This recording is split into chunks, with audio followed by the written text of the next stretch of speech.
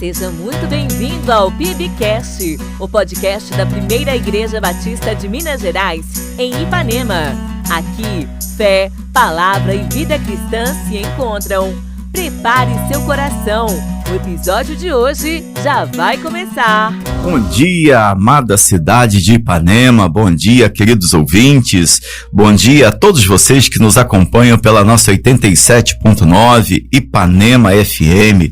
Meu nome é Fernando, eu sou o pastor da Primeira Igreja Batista de Ipanema, a Primeira Igreja Batista de Minas Gerais.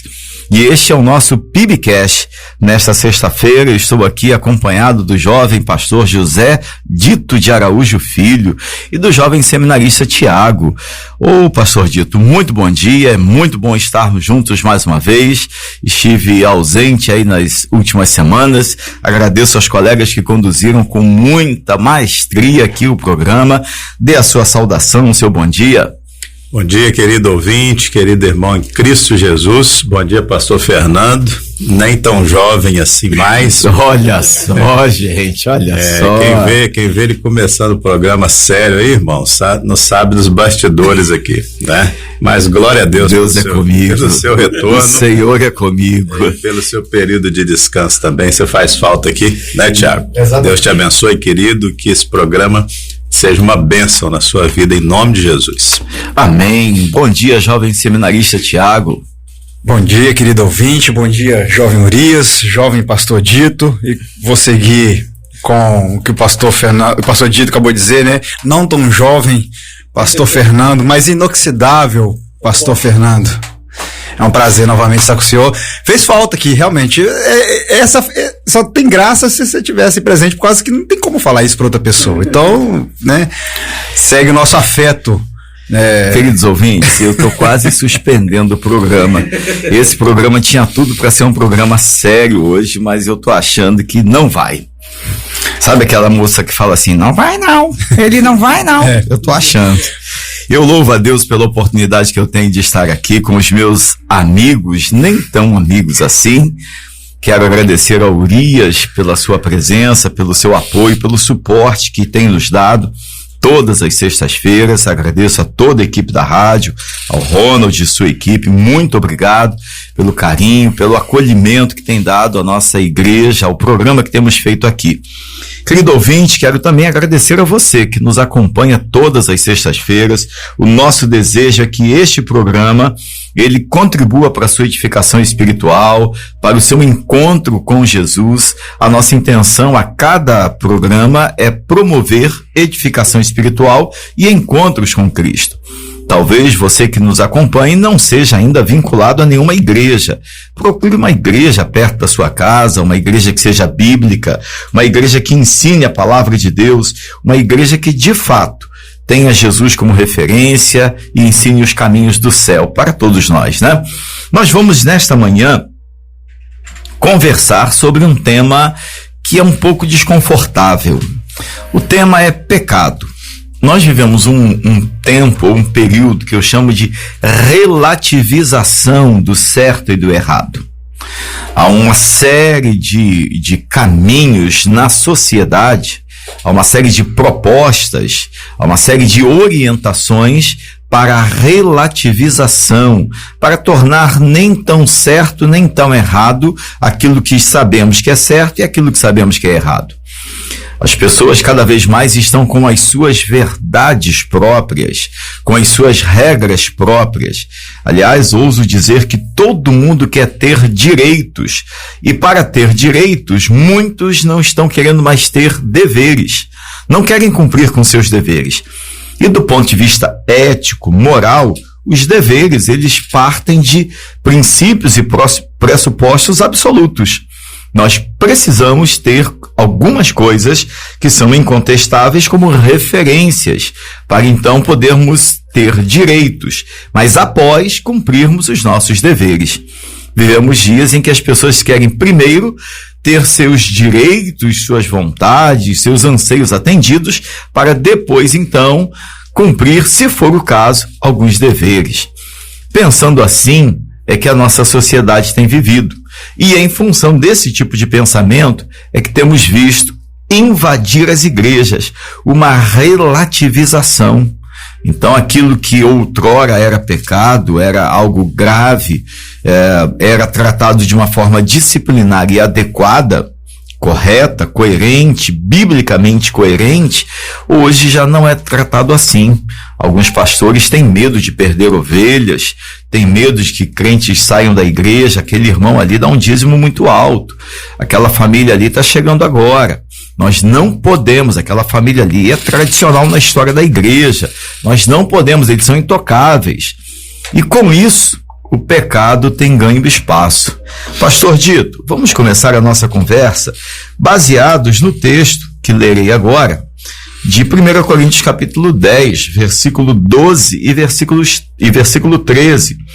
Eu vou ler o texto e queria que o senhor fizesse aqui um comentário introdutório sobre esse tema.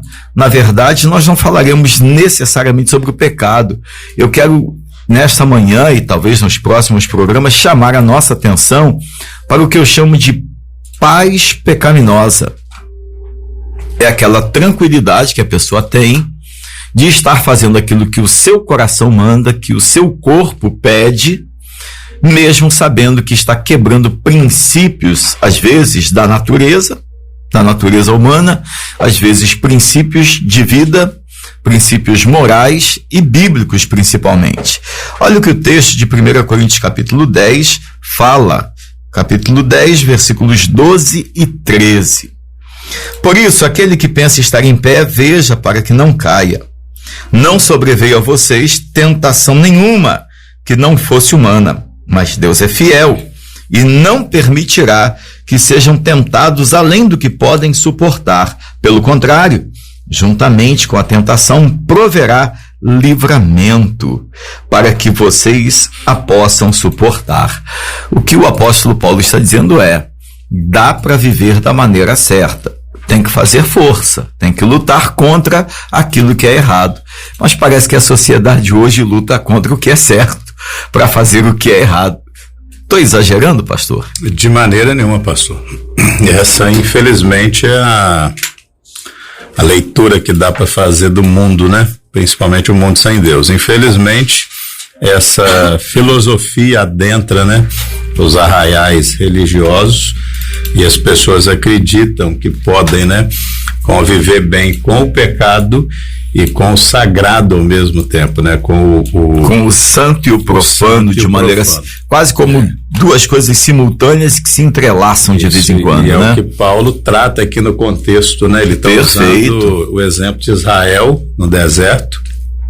E ele fala da idolatria do povo, da murmuração do povo, e ele diz, olha, essas coisas foram escritas para o nosso exemplo. Exato. Ele chama atenção dizendo, olha, tudo aquilo que aconteceu, mas principalmente a maneira como Deus tratou o comportamento deles, é um exemplo para que a gente não se comporte igual, né? E ele diz, olha, da mesma forma que Deus proveu no deserto, ele vai prover para vocês, né?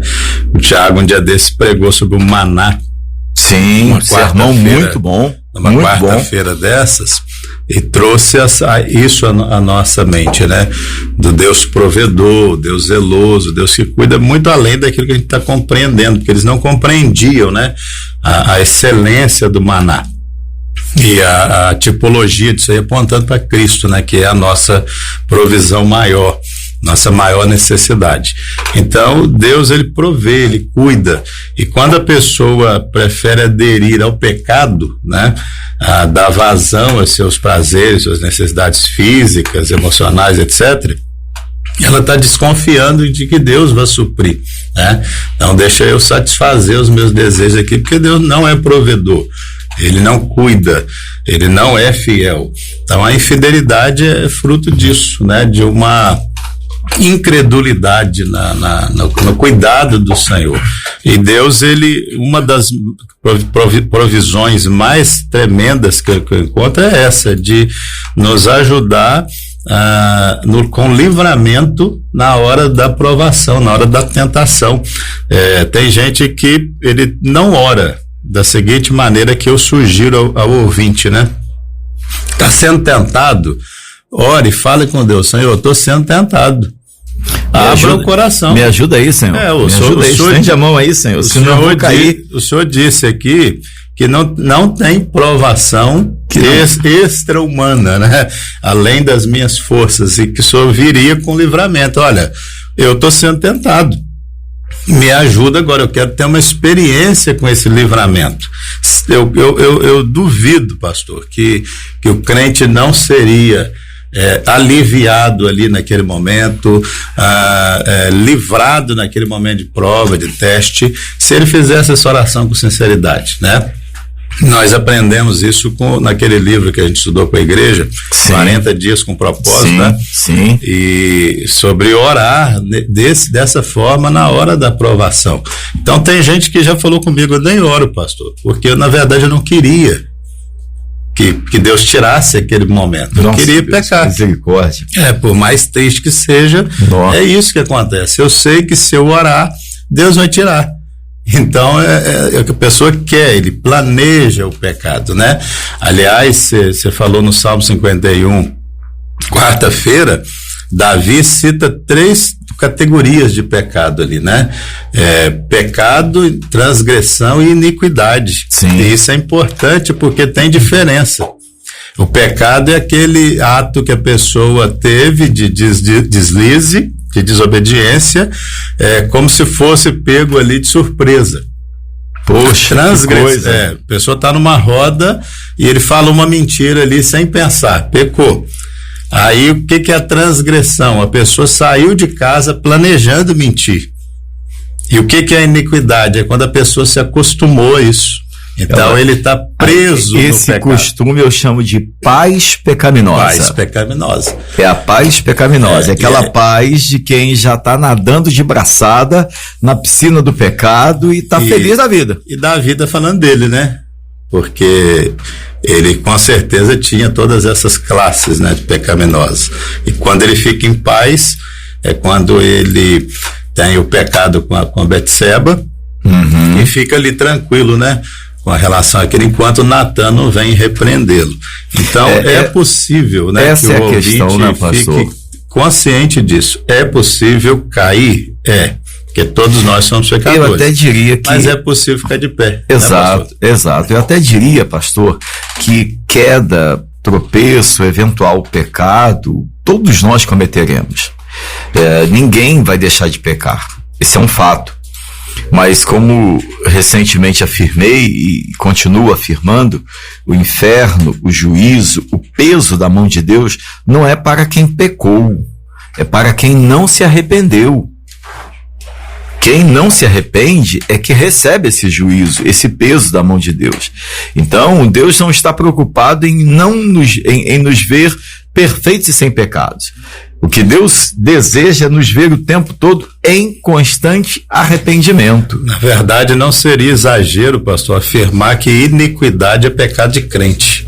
De quem conhece a verdade. Perfeito. Ele não é mais um pecador comum. Perfeito. Não é mais um transgressor, porque conhece a lei, né? Perfeito. Ele é um iníquo, que Jesus afirma categoricamente que não herdarão o reino dos céus, né? Perfeito. Porque aprendeu a viver nessa paz pecaminosa. Isso é muito sério. Ao mesmo tempo que antes aprendeu a viver fora do pecado, aprendeu a viver combatendo o pecado. Eu queria ouvir você, Tiago, falando sobre isso que o pastor Dito acabou de iniciar aqui. Na verdade, a gente só está começando a nossa conversa, mas eu queria que você nos ajudasse falando do aspecto que eu vou chamar de aspecto introdutório da vida pecaminosa. O que é esse aspecto introdutório? É aquela familiaridade gradativa. Eu vou usar aqui uma metáfora muito comum nos contextos de mudança de comportamento e de reflexão de mudança. Se você pegar um sapo e o puser dentro de uma panela com água fervendo, ele não vai ficar. Talvez você não consiga colocá-lo ali, porque ele entrou naquela piscina, a água está quente demais e ele vai pular fora. Mas se você pegar esse mesmo sapo, puser na panela com água fresquinha, fria, gelada talvez, acender o fogo e ali o deixar, com o passar do tempo a água vai começar a esquentar, a água vai ferver e ele vai morrer ali dentro, porque ele vai se acomodando, ele vai buscando condições térmicas internas para ir se acomodando. Sim. Só que chega uma hora em que ele vai colapsar, né? A sensação que eu tenho é que a sociedade já colapsou, a sociedade já quebrou. Quebrou por tantas ideologias que visam destruir o homem. Na intenção de autenticar o comportamento humano, estão destruindo. Mas do medo que eu tenho, e é por isso que eu trago essa reflexão hoje, o medo que eu tenho como pastor, como profeta, como alguém que cuida da noiva de Cristo, é que eu estou vendo, eu vou usar uma metáfora que eu oro por ela. Oro. E quero que você entenda com muito carinho, querido ouvinte, essa metáfora. Jesus disse que a igreja é a noiva de Cristo. Então, a metáfora que eu vou usar é, a sensação que eu tenho é que essa noiva, o vestido está começando a ficar sujo. Eu nunca vi nenhuma noiva entrar num casamento com o vestido sujo, rasgado. Preguei uma vez falando sobre isso na igreja e falarei sobre isso domingo agora à noite. Eu nunca vi uma noiva entrar na igreja toda rasgada, toda maltrapilha, que não tenha se preparado muito, se embelezado para o casamento, né? A sensação que eu tenho é que o diabo está conseguindo sujar o vestido da noiva. Mas de que forma, Tiago? Com essa tranquilidade, com essa paz pecaminosa que está invadindo a vida das igrejas. É muito delicado o tema, por isso nós vamos falar em tese, nós não vamos apontar para essa ou para aquela igreja, para esse ou para aquele irmão, até porque teríamos que falar de nós primeiro. Exatamente. Como é que você vê essa, eu vou dizer assim, a barra do vestido começando a ficar suja? Pastor, será que está sujando? Será que eu estou exagerando? Não, infelizmente, né? A gente não queria afirmar esse tipo de, fazer esse tipo de afirmação, mas também não fazê-la é virar os olhos para algo que está muito escancarado. Está começando a ficar muito evidente. Exatamente, né? Então, a gente nos tornaria cúmplices. Exatamente. Então, eu acho que se nós estamos conseguindo ver, é porque precisamos entender o que estamos vendo, né? E porque não é um jogo fácil de se ganhar, por mãos humanas principalmente. Mas, quando na sua pergunta e na sua colocação que você fez aqui, né? O problema não é a tentação, né? O problema é ceder à tentação. A tentação não é pecado. O pecado é você continuar e dar vazão a que ela... Aí entra aquilo que o pastor Dito falou. Exatamente. Da iniquidade, tornar-se pecador, quanto mais, melhor dizendo. Exato, quanto mais. Porque o cristão mesmo, né? E aqui o texto, né? Tá falando para cristãos, um problema todo que a gente começa a entender que o fato de ser tentado acaba sendo já o final, e não é o início, né? Quando a pessoa começa realmente, né, talvez de alguma forma ser tentado por algo que talvez ela está dando espaço ou não. Tem casos que realmente o inimigo ele vai procurar brechas que estão ali ao nosso derredor para poder encontrar um meio de nos sabotar, vamos assim dizer. Perfeito. E o problema, né, que eu vejo no que você falou, né, é que é um processo que acontece na vida de todas as pessoas, não só, né, do mais fraco na fé, do mais espiritual falando, né? O primeiro deles eu vejo é a autoconfiança espiritual que às vezes nós temos. Essa autoconfiança, ela às vezes não está pautada em Deus, ela está pautada na gente. Como... Eu posso fazer uma correção? Pode. Tá, faça. Não, conclui esse raciocínio. Essa autoconfiança, né, que nós temos na nossa superioridade, a nossa capacidade de estar permeando nesse ambiente sem ser contaminado é um problema. E como igreja, igual você falou, nós estamos andando em lugares que talvez, ou passeando por lugares que já estão sujos e sem perceber estamos sujando. Com uma certa tranquilidade. Exatamente. Né? E aí entra no segundo passo, que é a exposição. Né? Nós estamos ficando expostos a situações que deveríamos estar fugindo dela, para não se sujar e contaminar. E aí vem a consequência, né, derradeira, que é a queda propriamente dito, né, o pecado propriamente dito, que faz o que faz. E depois, obviamente, as consequências desse processo que aconteceu. Eu não corrigi você no começo, porque eu queria entender a sua linha de raciocínio. A autoconfiança, sob certo aspecto, ela é positiva. Não, claro. E ela é fundamental. Eu entendo. Mas dentro da linha de raciocínio que você colocou, de fato, está corretíssimo. Ela se torna um problema, porque ela traz um ar de arrogância. Exatamente. E você falando agora me fez lembrar. Quando eu era recém-convertido, eu era recém-saído de Marinha, 84, 85, se eu não me engano, 86, vamos arredondar aí para 86, né? Isso faz bastante tempo. Um dia desse, eu estava nascendo, O Urias está dizendo que não é da sua época. Urias, você nasceu há bastante tempo atrás, mas tudo bem. Mas quando eu era recém-convertido, na minha cabeça, olha que absurdo, para fazer coerência, né, e trazer coerência e sentido maior ainda, né, ao que você acabou de falar. Eu achava que dava para pegar algumas músicas de alguns cantores e tirar a letra e colocar uma letra com cara religiosa. Então, eu, muito consagrado, muito crente, mas achando que estava sendo usado pelo Espírito Santo, quando na verdade estava sendo usado pelo cramulhão, né, pelo inimigo, eu peguei algumas letras do Legião Urbana, peguei músicas do Renato, do Lulu Santos, e tirei a letra e coloquei letras evangélicas e levei para a igreja. E mostrei pro pessoal do louvor, falei, gente, olha só, dá para cantar isso aqui, porque aí a gente vai atrair o pessoal que tá no mundo, eles vão achar que é crente.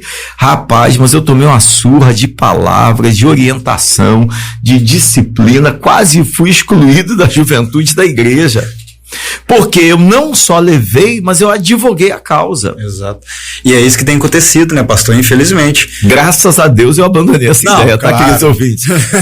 Eu não levei isso à frente. Ele não. Então, logo, biblicamente, eu fui orientado, eu abri mão. Já dá pra entender porque que você não é tão bom com música, assim, né? Lá misericórdia, no Ministério de Louvor, né? Mas realmente, né? É uma causa que hoje ela é atual, né? Nos dias de hoje. E muito mais, inclusive, né? Muito mais, inclusive.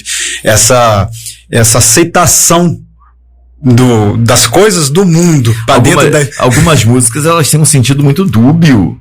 Exato. Você ouve determinadas músicas, eu faço, né? Já fiz vários casamentos, o pastor Dito está aqui, já participou de vários casamentos comigo, eu fazendo, outros eu participei junto com ele fazendo casamento. E, pastor, tem música em casamento que a gente não sabe se é a música de um homem para uma mulher ou se de um crente para Deus. Porque a letra da música, ela traz uma conotação tão dúbia que você não sabe ali como é que você interpreta aquela música. Sabe, pastor, que, assim, né, para mim terminar minha fala, né, nesse momento, que eu vejo que nós estamos perdendo essa batalha, eu falo nós aí como corpo, né, como igreja. Rapaz, como que coisa triste, hein, porque a igreja não vai perder essa batalha, mas você entendeu agora? Exatamente. Estão perdendo a batalha. Exatamente. Entendi.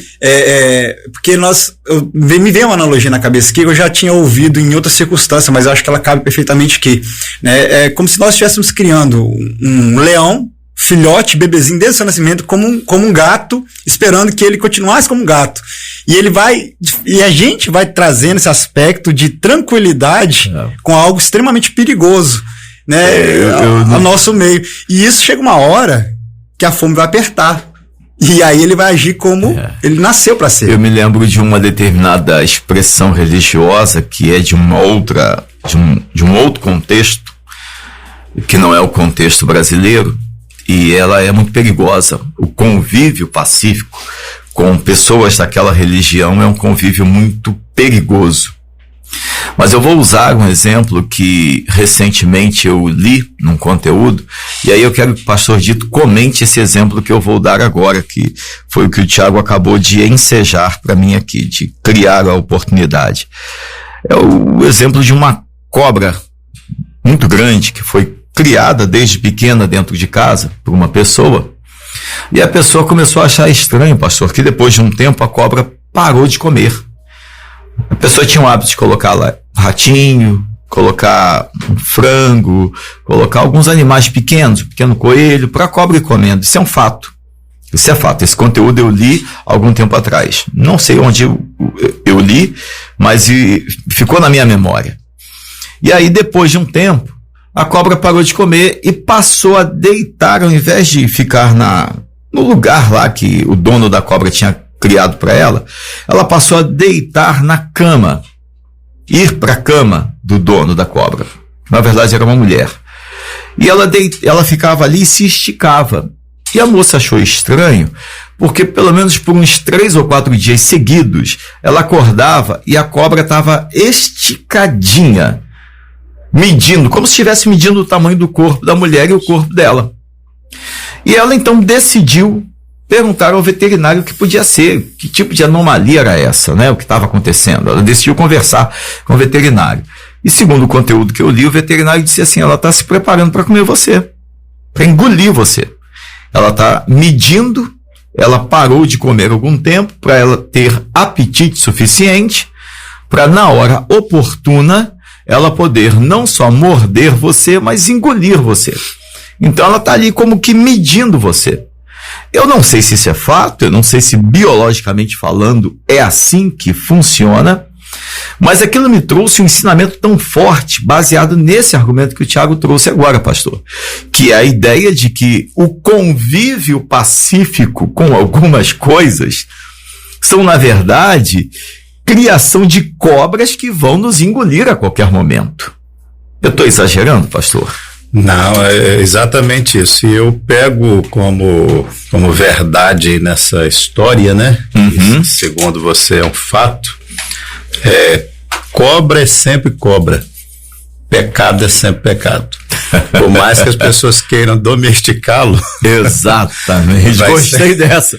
Vai ser sempre pecado. Tem gente que é pai de pet, tem gente que é pai de pecado. Não dá para conviver. Você, né? É o quê? Falando, eu sou PP, pai de pecado. Não, pai de pet? Não, pai de pecado. Eu tô domesticando meu pecadinho aqui. Simplesmente não dá para conviver. Nossa, Deus. Crente tem que fugir mesmo, né? Da aparência do mal. Da aparência, que dirá do próprio mal, né? E você falando aí, como que o pecado é grave, né, pastor? Pecado, os irmãos que estão ouvindo precisam entender isso, e nós também. O pecado derrubou o homem mais forte, que foi Sansão. Ele derrubou o homem mais sábio, que foi Salomão. Nossa, Deus. E ele derrubou o homem segundo o coração de Deus, que foi Davi. Faz que coisa forte você falou agora. Então, só um instantinho, pastor Dito. Querido ouvinte, preste muita atenção. Pastor Dito vai repetir o que ele acabou de falar. Vou pedir ao senhor que repita, pastor. Como o pecado agiu na vida de pessoas. Ele derrubou o homem mais forte, que foi Sansão. Então, meu querido ouvinte, não adianta ser forte, acreditar que você tem força para resistir. E era usado pelo Espírito Santo, né? Poderosamente. Ele derrubou o homem mais sábio, que foi Salomão. Por mais inteligente que você seja, você não será mais sábio e mais inteligente que Salomão. Então Davi, a sua inteligência não vai te defender do pecado. Davi, o homem segundo o coração de Deus, quem falou isso foi o próprio Senhor, né? Deus falou isso. Nossa, que coisa levou forte. Uma baita de uma rasteira, né? Que coisa forte. Rabo de saia o derrubou.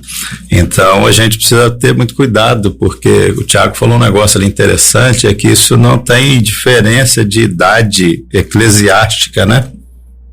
É o novo convertido que tem que vigiar, é o jovem que tem que vigiar, não é todo mundo está nessa rede, né, de tramas aí do diabo que, como Pedro disse, anda ao derredor buscando alguém para tragar. Então tem que estar ligado, pastor, ligado. É vigiar e orar o tempo todo. Só para que os nossos ouvintes tenham uma ideia, e eu queria também pedir ao Tiago e ao próprio pastor Dito que me ajudem nessa reflexão que eu ouvi recentemente. Estava em casa ontem e conversava com a minha esposa sobre um conteúdo que eu assisti de um determinado rabino, estava estudando um determinado texto, e aí eu decidi entendê-lo do ponto de vista hebraico. E então fui até um conteúdo de um determinado rabino, e o rabino falando sobre a punição que a cobra recebeu, né, que a serpente recebeu, que ela ia viver de comer pó, ia se alimentar do pó da terra. E no mesmo conteúdo, infelizmente eu acho que eu desprezei, eu fiquei tão impactado que eu mostrei para Raquel e depois comecei a ler uma outra coisa e esqueci de anotar o nome da pessoa, mas a pessoa diz assim: a cobra se alimenta do pó da terra. Ela foi castigada, né? O rabino chega a dizer que ela tinha patas e Deus tirou as patas e ela ia se arrastar, ia se alimentar do pó da terra. E quando Deus vai fazer o homem, ele faz do quê? Do pó. Do quê? Fala mais alto. Do pó da terra. Ele faz do pó da terra. Não é exagero dizer que a serpente se alimenta do mal que ela causa para o homem. Ela vive para engolir o homem. Estou exagerando, pastor? De maneira nenhuma. Esse é o objetivo do diabo, né? Ele veio roubar, matar e destruir quem? A o obra quê? de Deus. A parede? É a obra de Deus. A igreja de Jesus, do ponto de vista físico? Não. Desde o início, né? Desde o início. Ele não queria ali no Éden fazer com que comesse um fruto, né? Fazer com que conhecessem como Deus conhecia as coisas. Pelo contrário, ele queria era causar morte e destruição.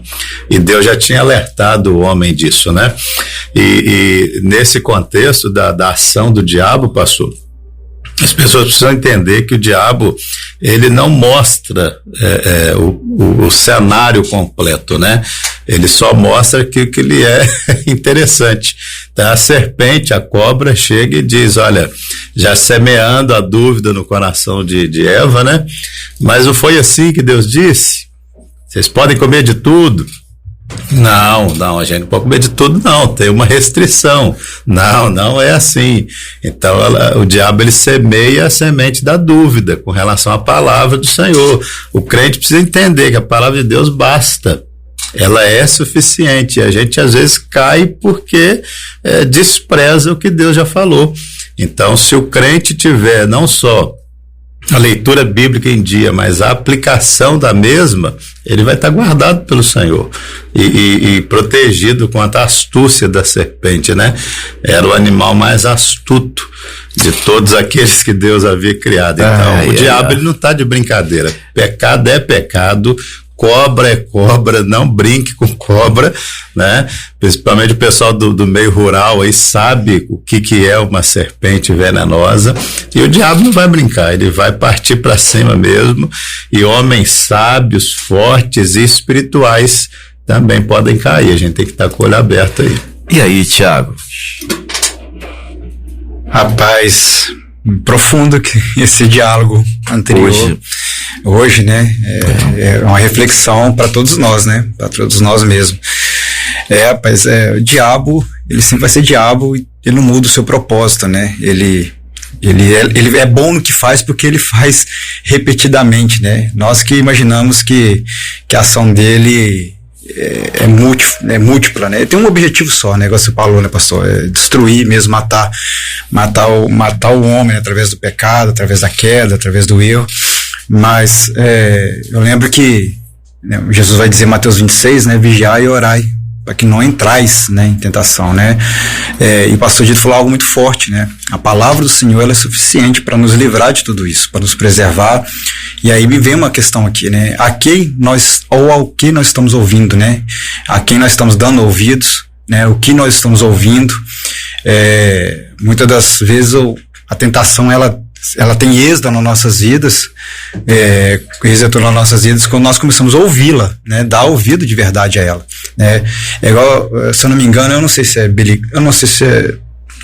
Graham, eu vou errar aqui provavelmente o autor desse conteúdo, mas ele fala, né, que o defeito não é você olhar uma vez, porque você está num contexto que é impossível se privar 100% disso. Você está andando na rua, por exemplo, e você passa na porta de um bar, por algum motivo de carro que seja, e vê uma galera lá, tô dando exemplo aqui, né, bebendo, e você tem um problema com o alcoolismo, né?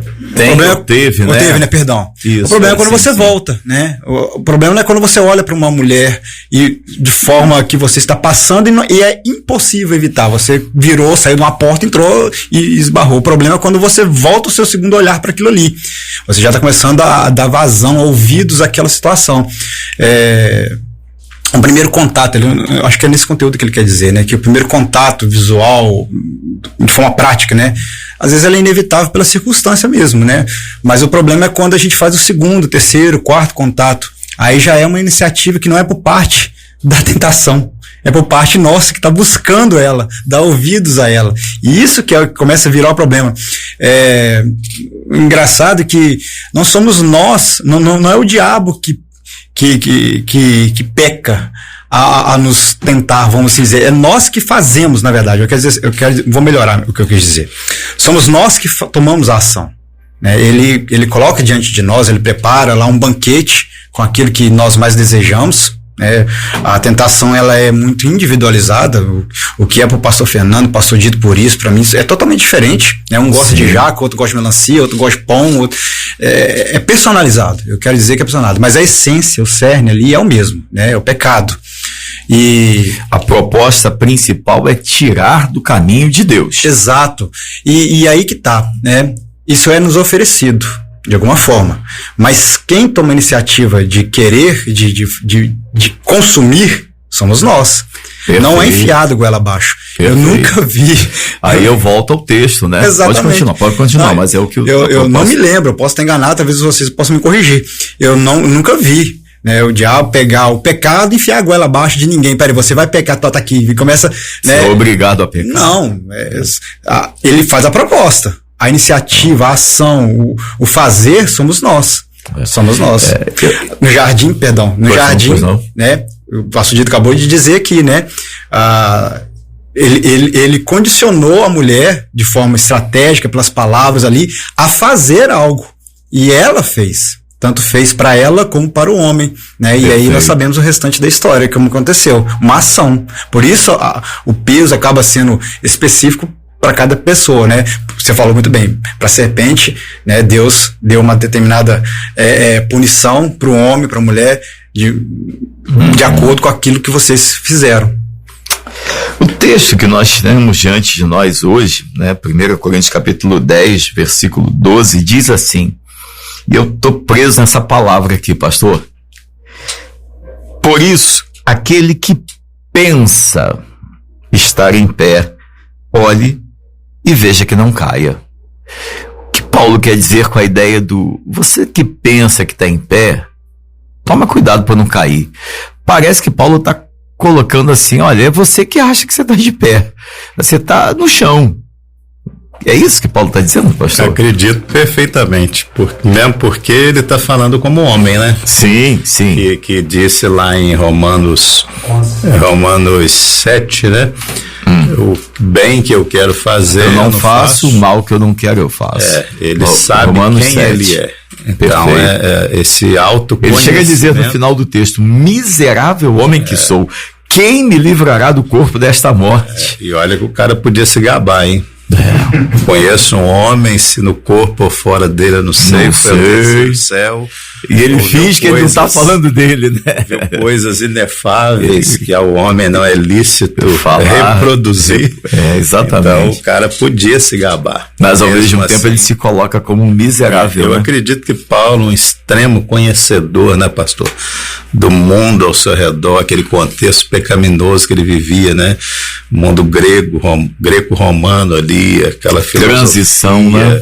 Toda e o início do Império Romano, a força do Império Romano se estabelecendo, mas ainda com muitas coisas da percepção grega, da formação, da educação, né? E a história bíblica que ele era mestre, né? Sim. Ele sabia esses fatos todos que a gente citou aqui, né? De Sansão, de Salomão, de Davi, de tantos outros. Então eu creio que ele quer dizer isso mesmo. Olha, gente, nunca pensem que vocês estão completos, né? Ele fala isso, né, para Timóteo, né? Fala aos filipenses também, eu não penso que eu conquistei algo, mas eu esmurro meu corpo, eu quero chegar lá no final e receber a minha coroa.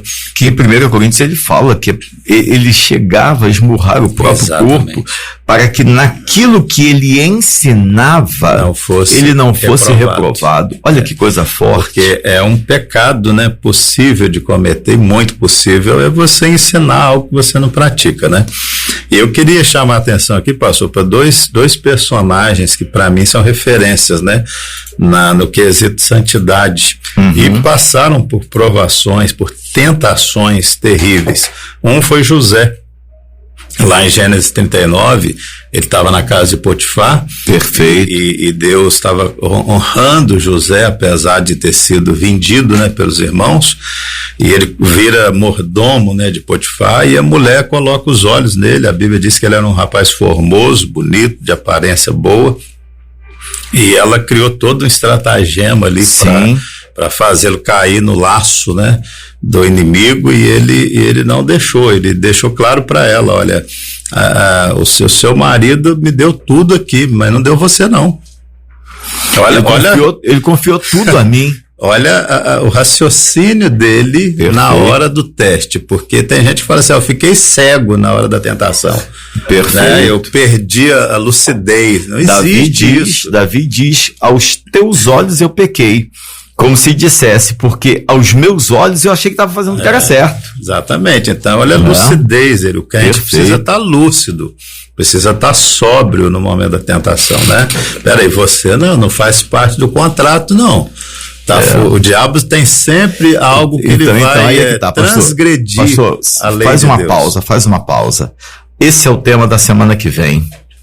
Lucidez na hora do pecado. Exatamente. O que faz uma pessoa perder a lucidez? Pois é. Esse é o tema que nós vamos trabalhar semana que vem. Pode concluir. E aí ele deixa claro para ela: como que eu faria tamanha maldade contra o meu Senhor? Olha só, pastor. Se a gente não entender. Mas esse Senhor, só um instantinho, esse Senhor que ele fala não é o marido dela. Não, é Deus. Ele está se referindo a Deus. Exato. Para que o ouvinte tenha essa percepção bem clara, né? Como eu pecaria assim contra Deus, né? Que tem me abençoado, que tem me honrado, que me apareceu em sonhos e me fez promessas, né? De que eu seria honrado, exaltado. Como que eu faria tamanha maldade assim contra o meu Deus? E aí ele, para fugir do pecado, ele foge dela e deixa as roupas na mão dela, porque naquele momento ela se tornou a personificação do pecado. Então, meu irmão, José está registrado lá em Gênesis 39, para quê? Para nos ensinar que a gente tem que correr do pecado, tem que brincar, não. A gente resiste o diabo, né? Resistir ao diabo e fugir de vós, mas o pecado a gente corre dele. E um outro personagem para mim emblemático é Jó. Jó tinha todos os motivos para trair a esposa, sim ou não? Né? A mulher, larga esse Deus seu e morre. Ela estava orientando ele a se matar, né? E fala daqui, fala dali. Ele entende que a mulher estava com problemas, né, por causa da perda dos filhos, etc. E lá em Jó 31:1 ele diz: olha, fiz uma aliança com os meus olhos e não colocarei os meus olhos numa virgem ou numa donzela, em outras versões. Ou seja, com tanta luta, tanta fragilidade, problema de relacionamento, uma mulher que se queixando o tempo todo, ele diz: não, eu vou ser fiel à minha esposa. E se o leitor ler o restante do capítulo 31, ele vai dizer: porque o Senhor está lá em cima vendo tudo que acontece na terra. Então, pastor, se a pessoa não tiver temor pela presença do Senhor, peraí, isso tudo está acontecendo aqui, essa bebida, esse cigarro, essa proposta aqui indecorosa, isso aqui, além de estar acontecendo aqui embaixo, Deus está vendo tudo, né? E essa presença que eu tenho que honrar. Então, isso aí que você está falando, valorizaram muito essa presença do Senhor. Isso que o pastor Dito falou, Tiago, a gente infelizmente já está caminhando para o final, mas eu queria que você pegasse um gancho no que o pastor Dito falou, tomando por base a leitura que eu vou fazer agora do texto do versículo 13, aqui de 1 Coríntios 10. Não sobreveio a vocês tentação, nenhuma tentação que não fosse humana, mas Deus é fiel e não permitirá que vocês sejam tentados além do que podem suportar. Pelo contrário, juntamente com a tentação, proverá livramento, para que vocês a possam suportar. Então Deus está dizendo aqui através de Paulo que é possível suportar. Sim. Mas para suportar, a pessoa precisa entender que ela não está de pé. E se ela acha que está de pé, aí eu volto àquilo que você falou da autoconfiança, que é num tom prejudicial. Como é que você vê isso aqui, associado ao que o pastor Dito acabou de falar? Tiago 1,14, se eu não me engano, né, vai dizer que nós somos tentados segundo a nossa própria cobiça, né? Cobiça, aquilo que nos atrai, aquilo que né? nos atrai, exatamente, né? E realmente, quando nós perdemos a noção, né, dessa nossa propensão a cair, né, propensão a buscar, a querer flertar, conviver, coexistir com aquilo que o Senhor categoricamente rejeitou, né, para nós, vira um seríssimo problema. Eu quero dizer, né, inclusive, que quando eu entendo quando Paulo diz esse restante do que você acabou de ler aqui, junto com a tentação vem o escape, né, vem o livramento. O Senhor ele não fica vigiando para poder saber qual o escape vai nos dar naquele determinado momento. O escape já existe, né? Ele não tem que preparar nada às pressas, né, para poder nos socorrer, porque senão não vai dar tempo, né?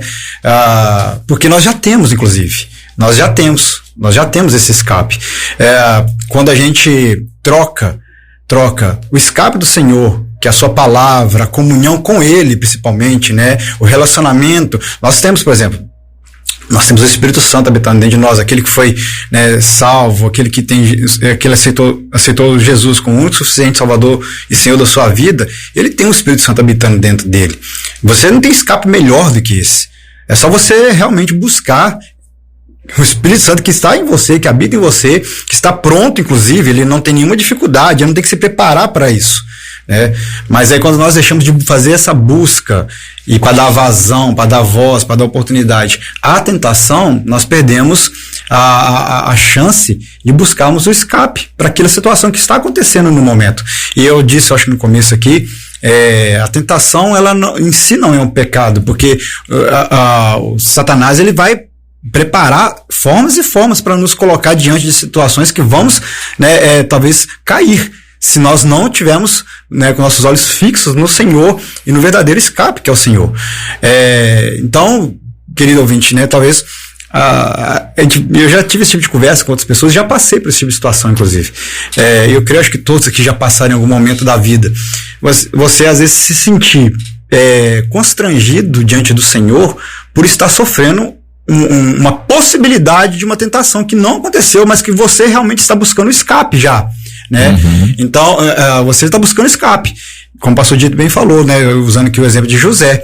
Você não espera a situação caminhar para poder tentar correr. Você já, na primeira possibilidade, você já faz, né? Você sai em retirada mesmo, bate em retirada para não criar nenhum tipo de situação.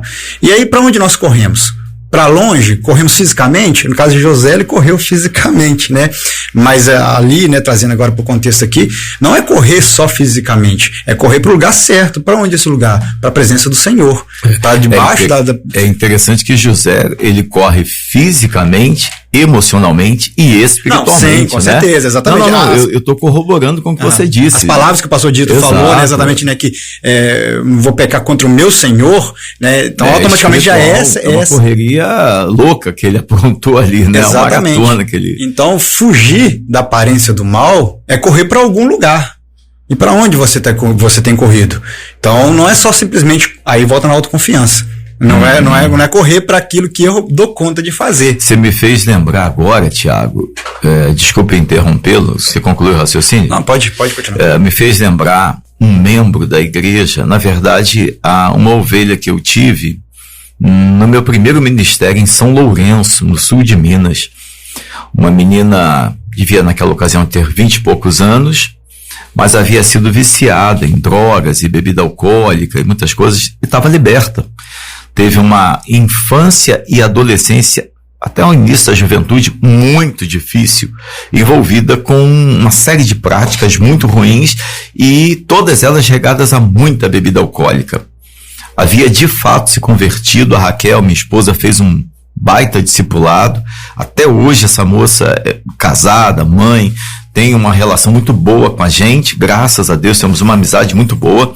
Foi uma das primeiras pessoas que eu ganhei no meu ministério lá em São Lourenço. Na primeira ceia, eu tenho por hábito, quando a pessoa se batiza, né, vocês sabem, eu gosto de servir a ceia para o recém-batizado, para quem está chegando na igreja. A primeira ceia dele, ali, normalmente é a gente que serve, os pastores, né? E eu fui servir a ela, Mas ela ela tremeu na hora, ficou meio nervosa. Eu não entendi por quê, porque ela já havia sido batizada, já vinha dando um baita testemunho, e ela, antes de pegar o cálice, fugir da aparência do mal, ela estava tremendo e me perguntou assim: é vinho ou é suco de uva? Porque se for vinho, eu corro o risco de ter uma recaída a partir de agora. E eu tô lutando para não cair, pastor. Ela falou isso, cara.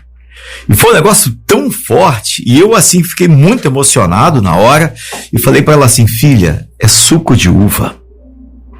Pode participar tranquila. E ela pegou o cálice. Só de ouvir eu dizer para ela: filha, é suco de uva. Parece que uma paz invadiu o coração. Ela foi se acalmando. E na hora em que todo mundo participou da ceia, ela participou, tomou tranquilamente, e depois do culto eu fui conversar com ela, procurar entender o que estava acontecendo. Ela falou: olha, pastor, o senhor sabe da minha história, eu ainda frequento o AA, os Alcoólicos Anônimos, ela frequentava ainda, e eu tenho medo de recair, eu quero ficar firme, eu não quero cair. Ela falou exatamente essa expressão: eu sei da onde eu saí, eu sei da onde eu saí. E olha, um cálice, por menor que seja, de vinho, pode me jogar lá de novo. Eu posso não ter controle. Quer dizer, eu estou usando esse exemplo, Tiago, para ilustrar bem o que você falou, quando você fala da pessoa que passa na porta de um bar e que já teve problema com bebida, né? Ouvi um amigo, não sei se foi o pastor Dito, acho que foi, falando que houve um tempo que salivava.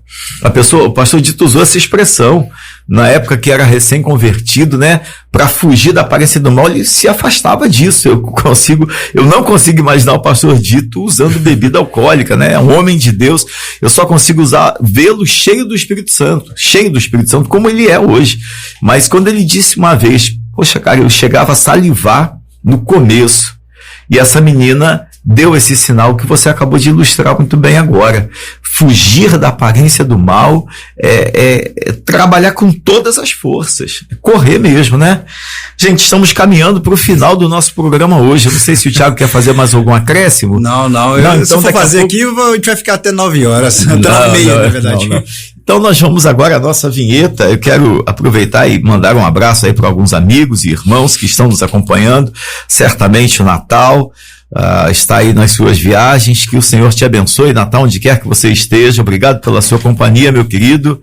O irmão Danilo também no seu trabalho, sempre manda uma foto dizendo que está ligado na rádio, nos acompanhando. Danilão, que o Senhor te abençoe com a sua família.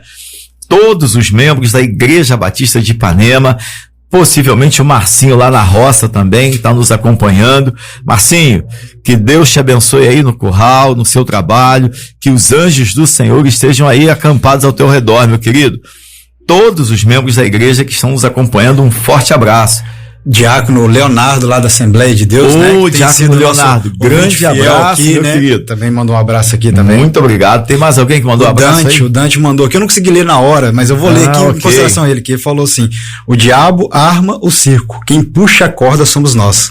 Olha só que coisa forte, ele arma o circo, quem puxa a corda somos nós. Irmão, larga essa corda aí, você que está segurando a corda pro circo que o diabo aprontou para sua vida. Pastor Dito, quer mandar um abraço para alguém aí, pastor? Por favor, fique à vontade. Eu quero mandar um abraço para a mulher mais bonita do mundo, para a Jane. Ih, rapaz, o cara tá devendo, hein? Na verdade, eu não tô devendo, tô depositando, tô investindo. Tá investindo?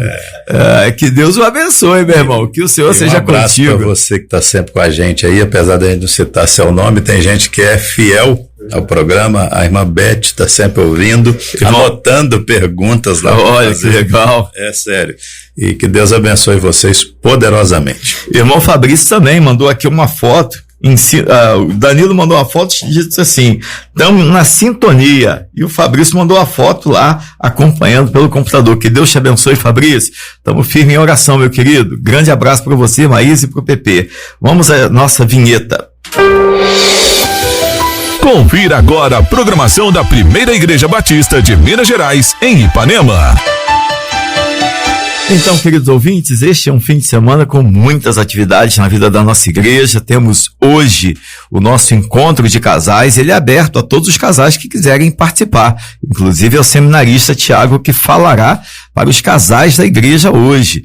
Ele estará ministrando a palavra para os casais. Então, hoje às 20 horas, ali no nosso templo, na rua na Praça Joaquim de Abreu, número 85, ali em frente ao Nilo, do lado do Smart. Então venha participar do culto. Esse será um momento assim de muito crescimento espiritual para os casais da igreja. Encontro de casais, palestra, hoje com o seminarista Tiago. Amanhã pela manhã e hoje também à noite, né, teremos o futebol no caminho para as crianças de 13, 14 e 15 anos de idade. Amanhã até 12 anos. Então, a partir das 7h30 da manhã até as 8h30, um pequeno grupo que vai até 10 anos de idade. Ali, então, as crianças param, fazemos a devocional, às 8h30 a devocional e depois às 9 horas. Eles fazem a devocional, tomam um lanche e depois às 9 horas eles vão para o campo. E aí jogam bola até às 10. E aí já são os meninos de 10, 11 e 12 anos de idade. Então, se você tem filho nessa faixa etária e quiser mandar, pode ficar à vontade, ok? Amanhã também à tarde teremos uma dinâmica diferente do Ministério Infantil. Teremos o nosso Fun Day, dia da alegria, dia de festa, dia de celebração. Será um dia de muito alegre, uma tarde muito alegre, muito abençoada lá no sítio da irmã Amanda. Inclusive o pregador será o pequeno Thales. Menino Thales, bênção na vida da igreja, esteve lá no gabinete pastoral essa semana, me pediu para ajudá-lo a montar o sermão, dei algumas orientações, mas foi ele que fez lá o sermão. Será amanhã às 14 horas. Essa programação ela é restrita só para as crianças, dentro da faixa etária que o Ministério Infantil propôs, para aqueles que são membros da igreja, que já frequentam a igreja há algum tempo. Tá bom? Então todos estão convidados a participar conosco. Domingo pela manhã e domingo à noite, cultos de louvor e adoração ao Senhor. Domingo pela manhã o pastor Dito estará pregando, domingo à noite eu estarei pregando. Será um prazer receber você na vida da nossa igreja. Pastor, domingo de manhã nós vamos falar sobre as desculpas de Moisés. Nosso Deus. Você quer ouvir sobre as desculpas de Moisés? Então pode ir lá, hein? Pode ir lá, você vai ser muito abençoado. Domingo à noite falaremos sobre a noiva de Cristo, sobre a igreja. Eu tenho certeza que o Senhor vai te abençoar nesses dois encontros. Venha participar do culto conosco. Se você ainda não é de nenhuma igreja, não está vinculado a nenhuma doutrina, venha cultuar a Deus conosco. Tenho certeza que o Senhor falará ao seu coração. Durante a semana temos as programações regulares da vida da igreja. Na terça-feira temos encontros dos embaixadores, mensageiras, encontro de homens, encontro de mulheres. Quarta-feira, culto de louvor e adoração ao Senhor, estudo da palavra. E sexta-feira retomamos o ensaio do coral, todo vapor, preparando-se já para a cantata de Natal. Esse ano vai ser algo diferente, algo muito bonito. Em nome de Jesus vai ser algo muito bonito. Quero pedir ao pastor Dito que dê a sua saudação final e logo depois o jovem Tiago também dará a sua saudação final e fará uma oração. Meu irmão, fique com Deus, um final de semana abençoado para você, sua família, que você, nesse final de semana, busque a presença do Senhor. Se é membro de alguma igreja, vá. Se não, procure uma igreja.